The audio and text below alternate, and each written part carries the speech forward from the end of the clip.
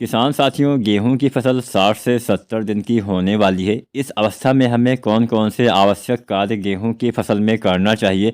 हम गेहूं में पैदावार कैसे बढ़ा सकते हैं? हम गेहूं की बालियां कैसे मोटी कर सकते हैं, कैसे लंबी कर सकते हैं? हम कैसे अच्छे दाने का भराव कर सकते हैं? ये तमाम विषय पे चर्चा करने वाले हैं। इस अवस्था में पीलापन आ जाता है, तो पीलापन हमें कैसे दूर करना चाहिए, इस विषय पे भी हम बात करेंगे। तो आज की ये संपूर्ण वीडियो देखिएगा। जो भी सवाल हो, जो भी सुझाव हो, आप कमेंट भी कर सकते हैं। चलिए ज़्यादा समय नहीं लेते हैं, वीडियो स्टार्ट करते हैं। किसान साथियों, इस अवस्था में जब 60 से 70 दिन की गेहूं की फसल हो जाती है, तो इसी के आसपास गबोट अवस्था आती है, मतलब बालियां हमारे तने के अंदर बनना चालू हो जाती है। अब ये जो समय है आगे पीछे भी चला जाता है।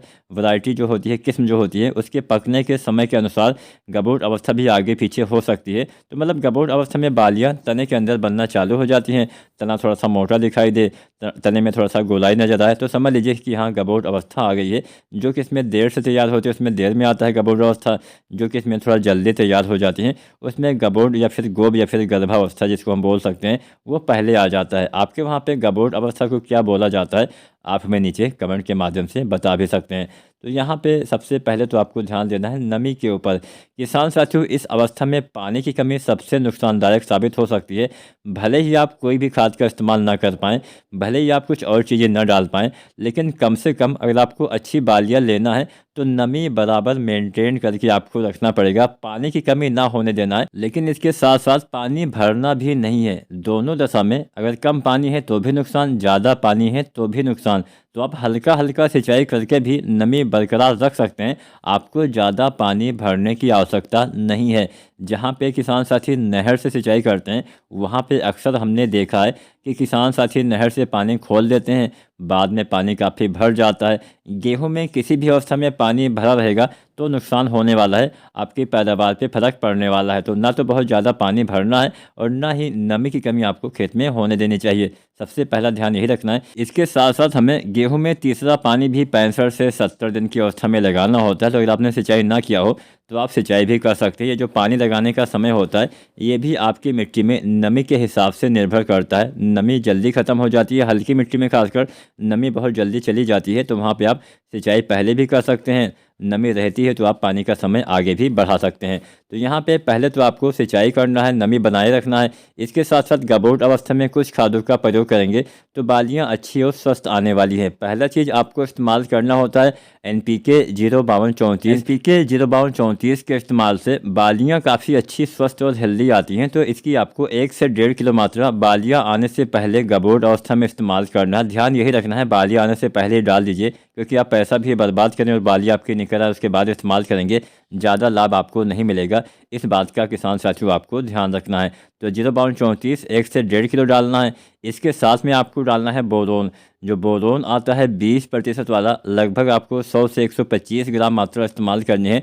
बोरोन के इस्तेमाल से आपके पौधे में परागण बहुत अच्छे से होता है। अब परागण भी बहुत ज़रूरी प्रक्रिया होती है, इसी के द्वारा आपके दाने का निर्माण होता है। तो परागण अगर सही से नहीं होता है, कई बार पराग नली का सही से निर्माण न होने से भी परागण सही से नहीं होता है, तो बोरोन के इस्तेमाल से पराग नली का निर्माण अच्छे से होता है, जिससे आपके पौधे में सही से परागण होने से सभी दाने का भराव बाद में अच्छे से हो पाता है।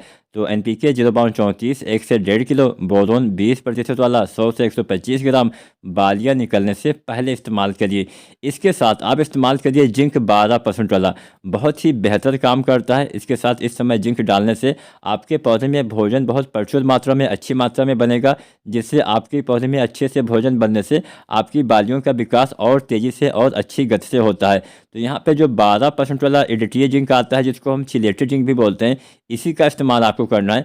अन्य कोई भी जिंक आपको नहीं डालना, जैसे कि जो जिंक सल्फेट आता है 33% वाला, या फिर जो 21% वाला जिंक सल्फेट आता है, दोनों में से किसी का भी इस्तेमाल नहीं करना है। जिंक सल्फेट का आपको इस्तेमाल ही नहीं करना है, केवल आपको 12% वाला जो चिलेटेड जिंक आता है इसी का इस्तेमाल करना है। 120 ग्राम मात्रा आपको 12% वाले जिंक की इस्तेमाल करनी है। तो यहाँ पे हमने 3 चीज़ें बताई, 05234 1 से 1.5 किलो, बोरोन 20% वाला 100 से 125 ग्राम और जिंक 12% वाला 120 ग्राम।